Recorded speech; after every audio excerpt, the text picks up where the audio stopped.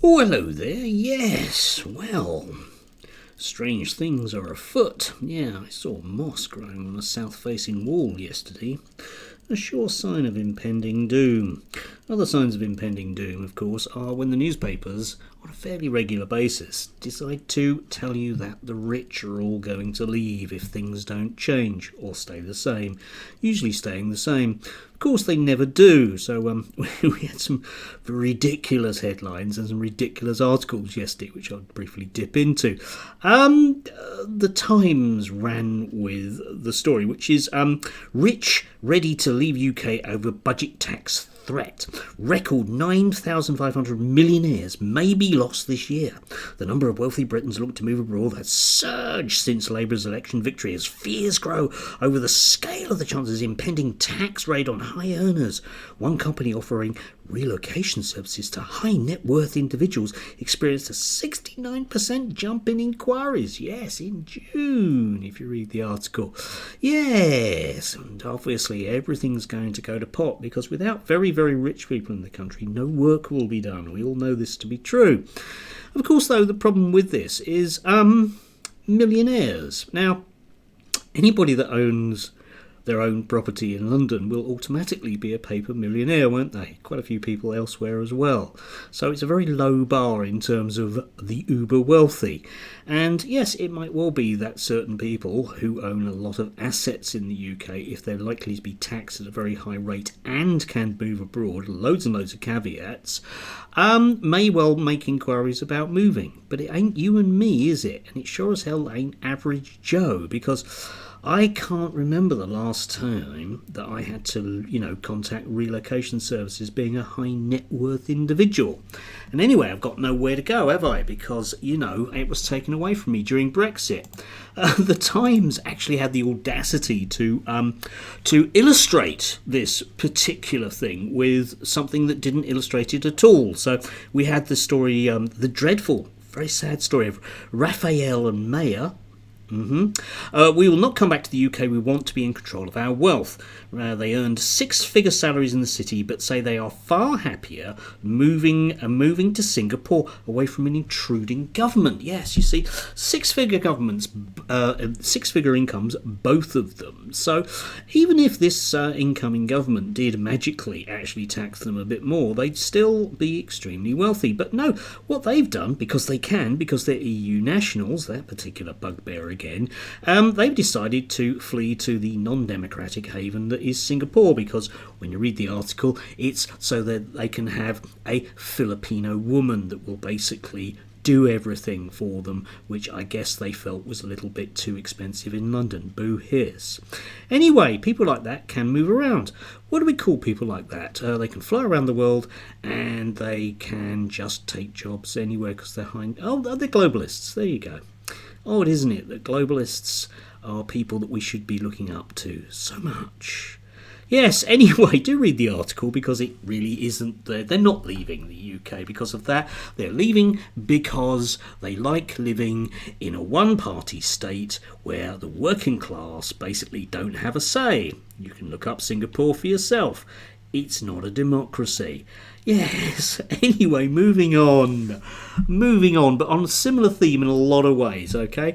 The usual right-wing pundits are still banging on about the reason why things are going wrong in the UK, and they are still banging on about the fact that it's my fault and the way I teach history. We've got Reasoned here, which is Darren Grimes' side hustle, which occasionally when he gets laid off he has to rely on. Young people are now being taught a twisted view of Britain's history, and now a new poll has shown that pride in British history is absolutely plummeting. Yeah, you can see the way that those two things come together. It's a bit like my dad. He was hit by a bus and he died. Those two things were about 60 years apart because they're not connected, in the same way that the decline in people being proud to be British hasn't anything to do with me being in a classroom for 20 years. Anyway, we had similar stuff, of course, nevertheless, from our globalists in one way or another. There's Miriam Gates, who's no longer an MP, but magically has got a job on GB News. Quelle surprise, eh? They never go, do they? You can't get rid of them. That's democracy for you. Doesn't matter which way you vote, you still get them back, like John Ashworth. Yeah, the left sees parents science as a problem and education as an opportunity to drive social change by indoctrinating children with so-called progressive ideas and encouraging them to reject rather than respect our nation's inheritance. Yes, and as I pointed out, I think just as recently as yesterday, what a load of old bunkum that is. But never mind, eh?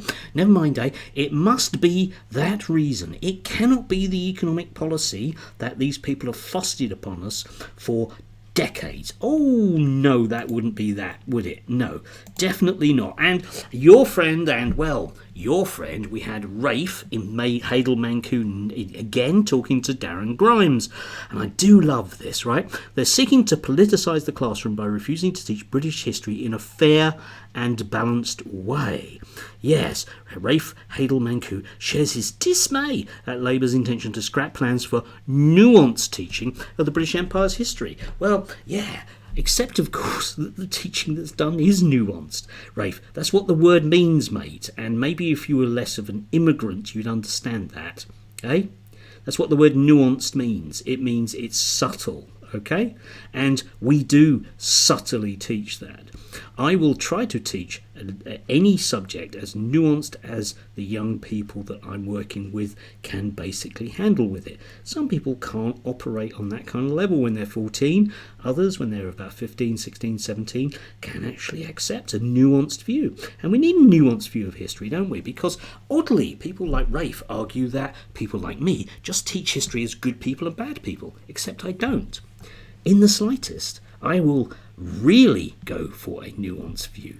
My standard sort of statements when I'm teaching about Nazi Germany are, for example, that the majority of Germans were very, very, very happy with Adolf Hitler in 1938 because he appeared to have sorted out their problems.